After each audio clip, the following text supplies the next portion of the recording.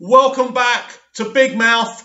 I'm Mick, and let's talk about why Grace Randolph is wrong about James Gunn writing and directing Suicide Squad 2. Yes, last night here in Cyprus, I was feeling really poorly. I pick up my device and I find out confirmation, not rumours, that James Gunn will write and direct Suicide Squad 2. So I just wanted to prepare to make this video, so I wanted to see what other people were saying.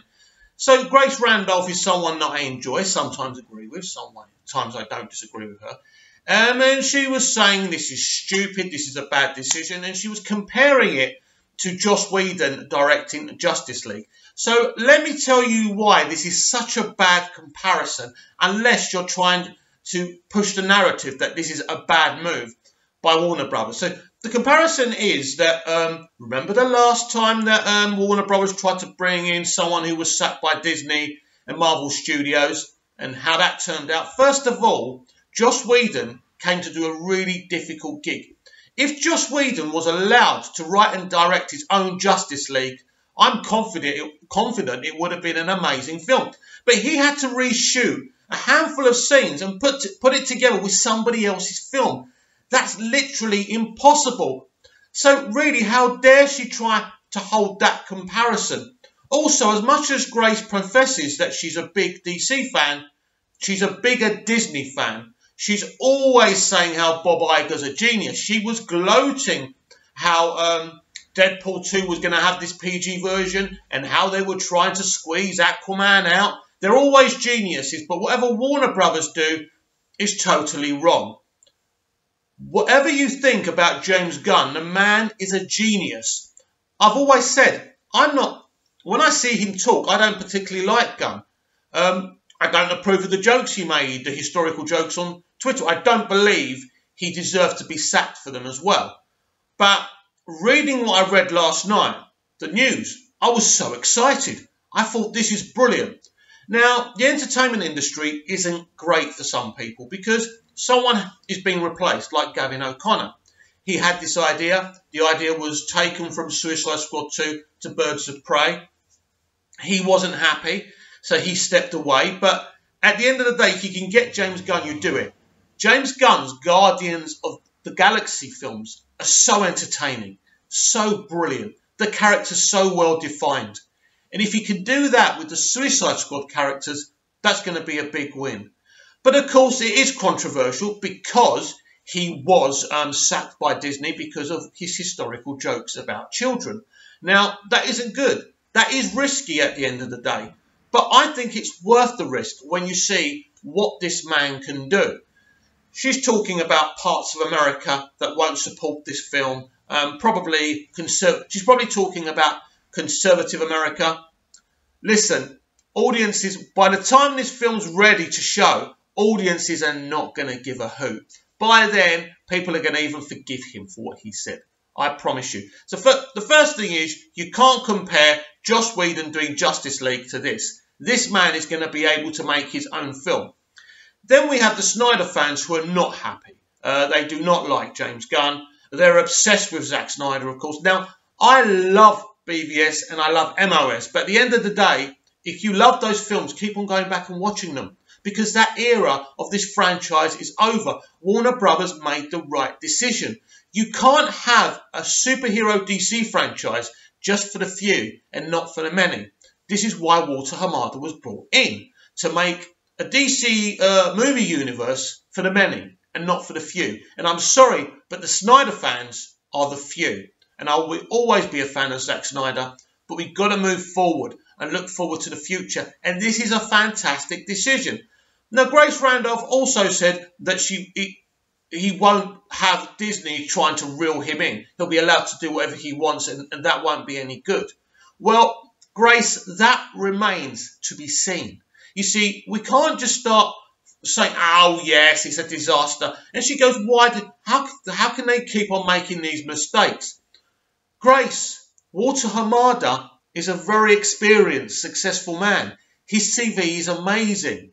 How dare you try and imply that he's made a mistake? You don't know that. You don't know that. Now, the problem is, and my problem with Grace all the time is, as I just said, she's a big Disney fan. And sometimes I sometimes doubt her DC fandom credentials. She clearly knows a lot about Batman, which is great. I'm a big Batman fan as well. And I believe she's a Batman fan. But at the end of the day, I'm surprised by that video she did, because really, there was no need for it. This is a situation of celebration. The decisions Walter Hamada is making are amazing. And to think that people are moaning and bitching, at the end of the day, you've got to separate your politics and your morals away from movies. People are so obsessed. What was that musical that Bradley Cooper just did? Forgot what it's called, right? And I don't want to give you any spoilers, but I will. But there's a suicide situation there. A character kills themselves. Sorry if I spoiled it for you. And they're talking about the way it was done was wrong, and it's bad for people, for people with mental health issues. Films are not there to stand as a beacon of morality. Films are there to entertain. Yes, sometimes there's commentary, good commentary. Sometimes there's bad commentary. That's fine. That doesn't make a film. Doesn't mean a film should be held to your moral standards. Hollywood isn't a moral place, as we all know. So why do you expect them to be the moral bearers of all things good? At the end of the day, James Gunn isn't the only guy who's made stupid jokes. Probably there's big Hollywood directors who are child abusers and rapists. Well, we know of one Hollywood director who's been accused of abusing children, who's just been given a big director's job. And I'm not going to say his name. He's a director I used to respect, and very disappointing what he's been accused of. I do believe he's probably guilty of those things. But that's what I'm trying to say to you. That is Hollywood. Everyone's hands in Hollywood are so reeking of blood, they can't wash it off, basically. So no one, this is what makes me laugh when you get all these Hollywood actors and directors talking about Trump. I'm no fan of Trump, but at the end of the day, they're fine to talk after the stuff they've done to people and people who have worked with them and worked for them. Now, so I don't particularly respect the people in Hollywood, but I respect their ability. I don't like Gunn as a person because he's always come across to me very arrogant and very big-headed, even before I found out about his comments. But I'm excited because I love his Guardians of the Galaxy films. They're absolutely work. They're a great piece of cinema. Let the man do this. Let the man do this. See what he gives us and forget about the personal stuff and his politics. That's not what it's about.